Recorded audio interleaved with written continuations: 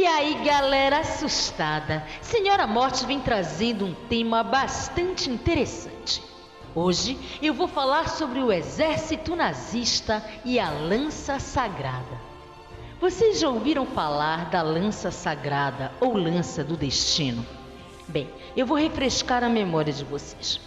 Existe na Bíblia, no livro de Mateus, capítulo 27, versículos 49 a 51, uma passagem que diz, abre aspas, um soldado tomou uma lança e furou-lhe o lado, e saiu sangue e água. Novamente Jesus chamou com voz alta e entregou seu fôlego. E eis que a cortina do santuário rasgou-se em dois de alto a baixo, e a terra tremeu, e as rochas fenderam-se. Fecha aspas. Então, lembraram? A lança do destino, ou lança sagrada, é aquela lança que na Bíblia diz ter perfurado o lado de Jesus. E que também dizem possuir um poder oculto, uma magia poderosa. Mas que mistério guardaria a lança com a qual o centurião romano perfurou o tórax de Jesus durante os momentos finais de sua crucificação?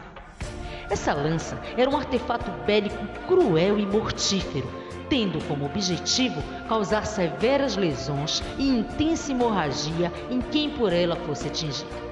Pois bem, esse centurião algoz chamava-se Gaius Cássius Longinos, capitão da guarda do templo. Conta-se que ele sofria de um problema de visão que o permitia ver muito pouco e que no momento em que ele perfurou Jesus, o sangue e a água que saíram da ferida respingaram nos seus olhos, fazendo com que ele recuperasse de imediato a sua visão. E dizem que tempos depois, Longinos, arrependido e certo de que Jesus era o verdadeiro Filho de Deus, converteu-se ao cristianismo. Bem, com base nisso, a lança passou a ser considerada sagrada e dessa forma cobiçada por muitos, sendo que os próprios romanos foram os primeiros a acreditarem que ela possuía poderes mágicos e a guardaram como um talismã. A lança do destino, lança sagrada ou lança de Longinos, transformou-se assim como o santo grau, a coroa de espinhos e o santo sudário num dos maiores símbolos do cristianismo. De acordo com antigas profecias, aquele que a possuísse se tornaria invencível, detentor de um imenso poder e iria tornar-se dono do mundo.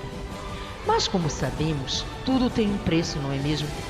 Pois bem, ao longo dos séculos, ela teve vários donos ilustres. Herodes, rei da Judéia, foi um dos seus primeiros proprietários, o imperador Constantino e Justiniano.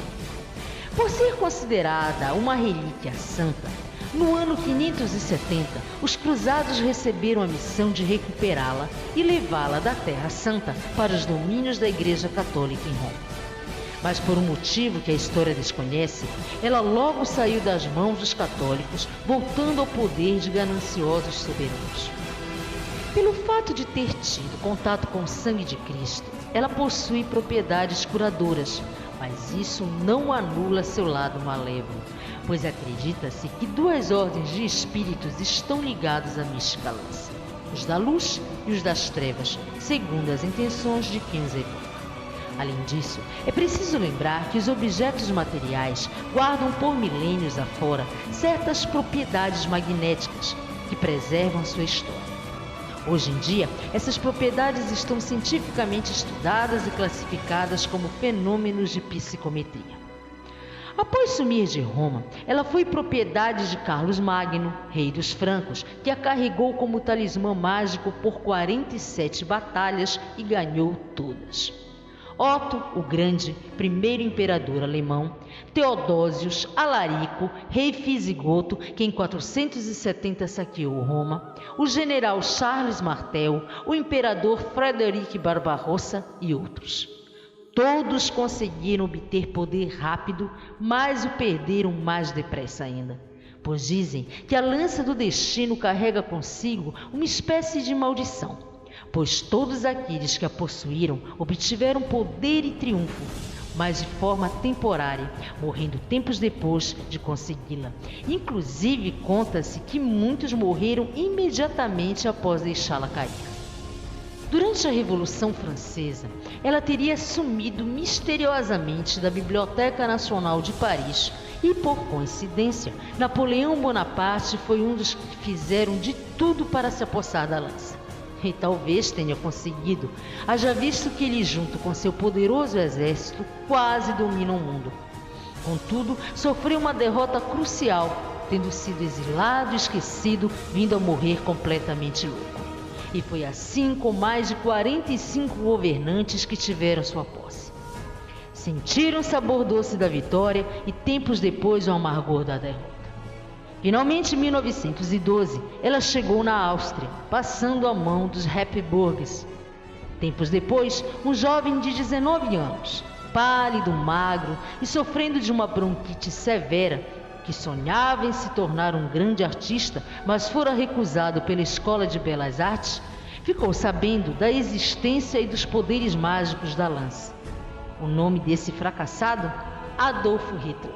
Sim, ele mesmo, que passou a se interessar pela lança sagrada após ouvir sua história ser contada na ópera de Richard Wagner, seu compositor favorito. Nessa época, ela encontrava-se no museu em Viena, e era lá que Hitler passava horas contemplando-a e imaginando que aquele rústico pedaço de ferro, posta como sempre no seu estojo de desbotado veludo vermelho, um dia seria a sua.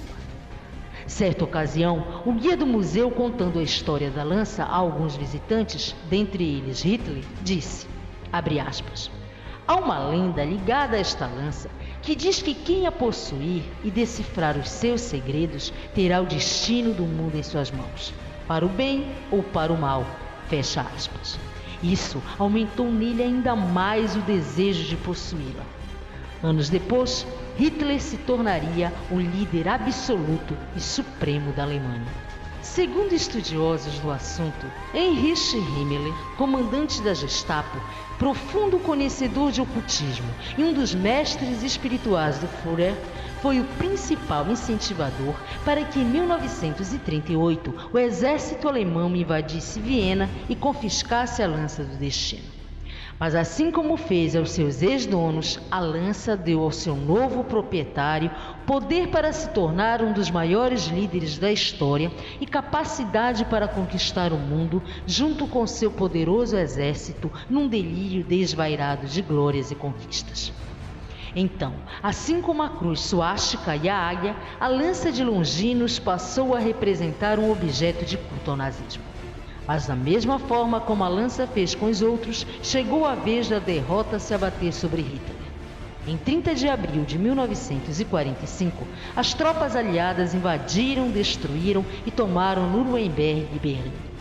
O general americano George Patton, que também era fascinado pela lança, de imediato providenciou seu confisco, retirando-a de uma espécie de santuário subterrâneo onde o líder nazista guardava debaixo de 7 chaves. Desse dia em diante, os Estados Unidos passaram a ser seus guardiães. E exatamente nessa mesma data, Hitler e Eva Braun, sua amante, supostamente cometeram suicídio. Parece que a maldição da lança do destino havia sido cumprida. Bem, coincidência ou não, após a lança ter chegado nos Estados Unidos, o país se tornou em pouco tempo uma das maiores potências do mundo. Mas em 1964, o general Eisenhower, chefe de Estado-Maior do Exército americano, ordenou que a lança voltasse para o museu na Áustria, onde permanece até hoje, muito bem guardada, da posse de loucos megalomaníacos. Se essa história de maldição é verdade ou mera coincidência, nunca saberemos, mas de uma coisa não podemos negar, que a lança do destino carrega consigo uma máxima suprema. Toda mão que fere, um dia forçosamente será ferida. É isso aí, galera assustada. Se gostaram do vídeo, deem um like e se inscreva no canal. Assim você estará ajudando a Senhora Morte a fazer mais vídeos interessantes para matar a curiosidade de vocês. E eu prometo não te visitar tão cedo.